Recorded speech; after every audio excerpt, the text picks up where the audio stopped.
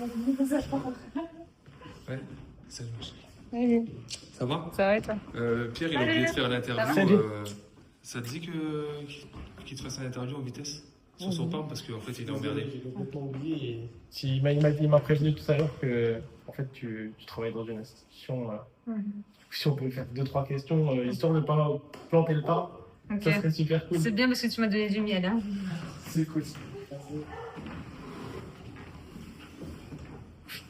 Bah, Thierry, tu vas prendre un café. Merci. Merci Thierry, c'est cool. Hein. Du lait, du sucre? Ah oui, du sucre, s'il te plaît, Thierry. Déjà, peut-être présente-toi.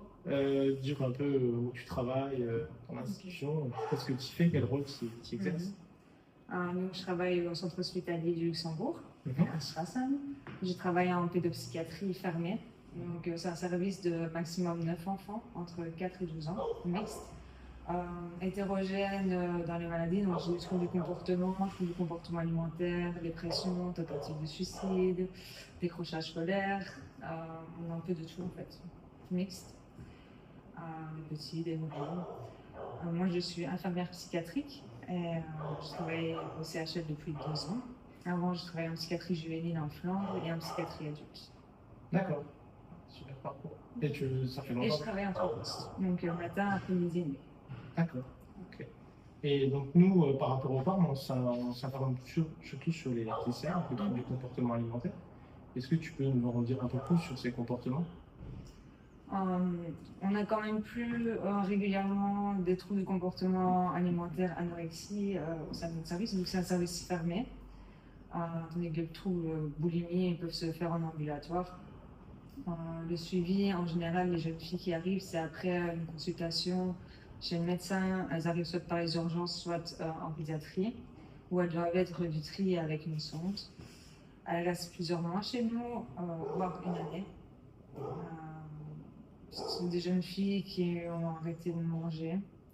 Soit elles ont complètement arrêté de manger, restriction des calories et sport intensif. Et certaines utilisent des laxatifs. Il y a vraiment 2 différences. Il y a celles qui utilisent des laxatifs mais qui mangent quand même qui mangent par exemple plus sucré que les aliments plaisir des desserts. Et il y a celles qui vont directement arrêter de manger. C'est des jeunes filles qui ont une très faible estime de soi. En général, elles ont de l'anxiété, un état dépressif quand même. Tu les reconnais directement parce qu'elles ont un visage très pâle, elles sont cernées. Pas de très de motivation dans leur journée. Pour rester toute la journée dans leur chambre, allonger sur leur lit. C'est très difficile à les motiver à faire quelque chose.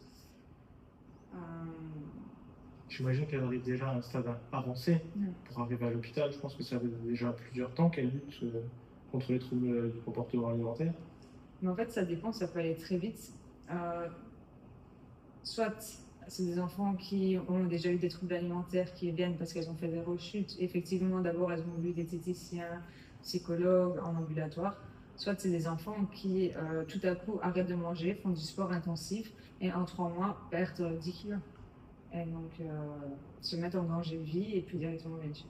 Ça peut être très rapide. Parce qu'on a vu que ça peut aller de 6 mois jusqu'à 7 ans environ, selon les cas. Ils guérissent la plupart, les 2 tiers guérissent en moins de 5 ans. Mais c'est ça, il y a beaucoup de rechutes en fait. C'est vraiment... Donc ça peut arriver qu'ils guérissent et qu'ils reprennent. On a régulièrement on a des enfants qui guérissent, qui reviennent 1 an ou 2 après parce qu'il y a eu quelque chose qui s'est passé dans leur vie ou parce qu'ils ont changé d'école, ils sont passés de la primaire au secondaire, enfin des changements comme ça. Soit on a aussi des enfants à 10-11 ans qui partent de chez nous et puis 6 mois après ils vont au Kirchberg en psychiatrie juvénile, de nouveau pour 1 an. Donc c'est un traitement de longue haleine sur une longue période. Mais ils ne ressortent pas tant qu'ils n'ont pas... Tant qu'ils n'ont pas leur poids respecté. Ok. C'est pour ça que des fois ils restent 1 an avec des hauts, des bas.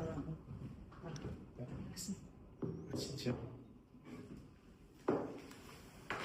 Et du coup, est-ce que tu peux nous dire plus sur leurs capacités et les besoins qu'ils ont personnes qui utilisent ces troubles? Principalement, on va travailler l'estime de soi, parce que leur estime de soi est très très basse. La nutrition, Ça, c'est difficile aussi, parce que c'est des enfants, des fois, qui n'ont pas mangé pendant 2-3 mois. Et ressentir de nouveau la faim, c'est compliqué. C'est vraiment par étapes. Euh, L'image corporelle, l'image du corps, parce que souvent, elles ont de la dysmorphobie. Donc, c'est le fait de se voir beaucoup plus gros que ce qu'on est. Et ça, c'est très, très difficile. Ce sont des enfants qui, chaque soir, prennent leurs mains, mesurent leurs cuisses pour voir si ça n'a pas changé. C'est compliqué, l'image à soi, c'est compliqué, l'estime de soi. On travaille aussi tout ce qui est nutrition. Mais tout est vraiment sur du long terme. Donc, c'est des enfants, ils ont un contre-poids aussi, donc avec 3 phases. Donc, à partir d'un certain poids, ils peuvent revoir leurs parents, parce que depuis qu'ils arrivent chez nous, il n'y a pas de contact avec les parents. Donc, il n'y a que des contacts téléphoniques. Donc, des fois, ça peut durer 3 mois sans voir ses parents, à part des entretiens de famille. Une fois qu'elles ont eu un poids un peu plus stable, qu'elles sont remontées, elles ont droit à des visites. Et puis, à la fin, elles peuvent sortir en week-end ou en journée chez leurs parents. Donc, elles ne voient pas leur poids non plus pendant toute l'hospitalisation. Donc, elles n'ont aucune idée de combien elles pèsent. C'est pour ça aussi qu'ils prennent avec les mains, qu'ils visitent tous les moyens possibles. Vous avez aussi des hommes? On n'a pas de. On vient d'avoir là aux urgences un garçon avec un TCA, mais il n'est pas encore admis chez nous. Mais sinon, en général, c'est plus rare quand même. Surtout chez les enfants, c'est plus rare. D'accord. Nous, d'un point de vue éducatif, on voit beaucoup que la famille et l'entourage, on en a besoin en fait. C'est vrai qu'il y a aussi des caractères qui sont plus particuliers, c'est-à-dire le jugement ou quoi de la famille s'ils n'ont pas encore compris. Pourquoi à l'hôpital ils n'ont pas le droit de venir les parents en première phase? Alors, à la base, on travaille quand même la systémie. Donc notre approche, elle est systémique dans notre service. Donc on inclut toujours la famille. Les autres enfants ont, par exemple, lundi appel téléphonique, mardi visite, mercredi appel téléphonique, jeudi visite, vendredi appel téléphonique, et le week-end ils vont chez eux.